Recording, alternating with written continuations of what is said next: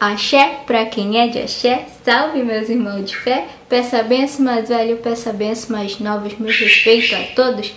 E não liguem, tá? Tem aqui o periquito da minha mãe conversando, né? Então deixa ele cantar, né?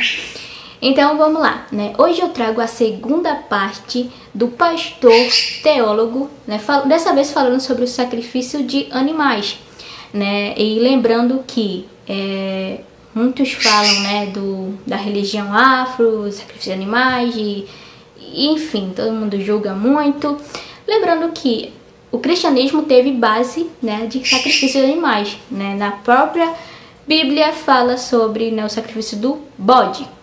Se tiver conhecimento, você vai ver isso. E ele traz, né, falando sobre isso, lembrando que não é uma prática simplesmente só da religião afro, certo? Então, assiste aí. Eu não falo apenas no sentido do evangelho. Por exemplo, aqueles que creem, né, nos diversos ramos das religiões de matriz africana.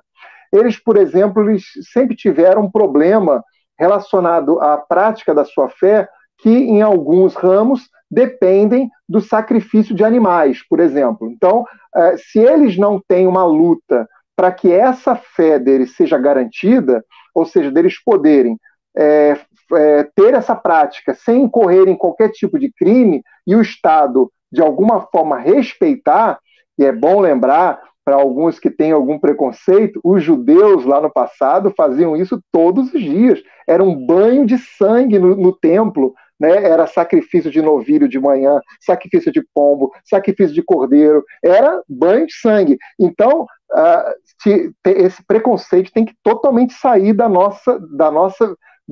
daquilo que a gente tem como imaginário, né?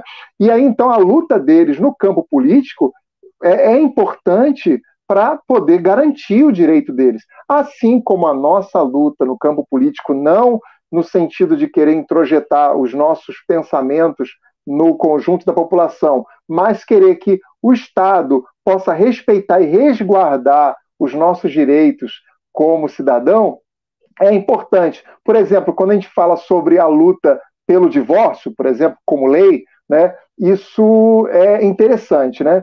Porque eu me recordo, já bem mais atrás, né, que havia um problema porque as igrejas evangélicas permitiam o divórcio. Em determinadas situações, cada um tem algumas diferenças, né, mas na maioria tem essa, vamos dizer, essa escusa, mas para alguns casos. Então, o que acontecia? Como não podia haver o divórcio, essas pessoas elas ficavam na igreja como amaziadas, porque ela não podia casar de novo, e aí elas ficavam meio que relegadas ao segundo plano, porque elas não podiam ter aquele casamento civil e tal, isso era um problema. E aí, então, com a conquista, né, do divórcio, que é algo que tem a ver com a ideia do Estado laico, isso ficou realmente, isso tranquilizou, né, e trouxe uma situação mais tranquila. Porém, os católicos, eles não foram obrigados a aceitar a Igreja Católica, que tem como, ainda na sua doutrina, de que uma pessoa divorciada não pode se recasar, eles não foram obrigados a recasar a pessoa divorciada. A fé deles foi respeitada, foi resguardada.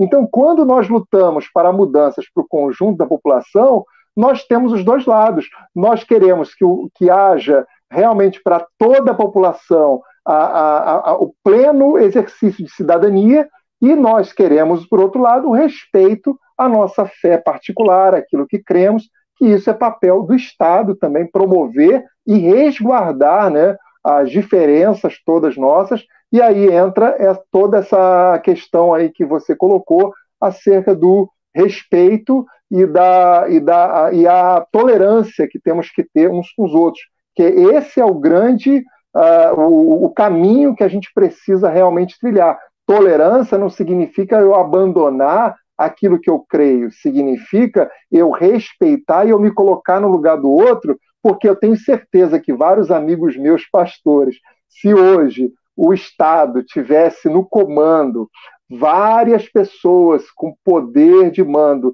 de religiões de matriz africana, eu duvido se eles não estariam loucos aqui querendo mudar tudo, né?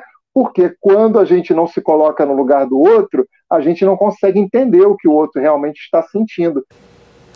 Então, né, é interessante ouvir isso, né, e eu tinha que trazer aqui para vocês compartilhar. Então, muita gente julga, né, o sacrifício que na nossa religião tem, né, sacrifício de animais, lembrando que o animal é usado sim, mas é tudo reaproveitado. Como a gente come carne normalmente, né, tem que ser morto o animal. A gente vai cozinhar, vai comer, normalmente acontece assim também. A gente come a carne, né? Não é uma coisa cruel, né? Que ali todo um ritual isso. Não, né? Quero que deixar bem claro isso, que a gente come a carne, né? A gente aproveita. Né? Não fala muito sobre o culto.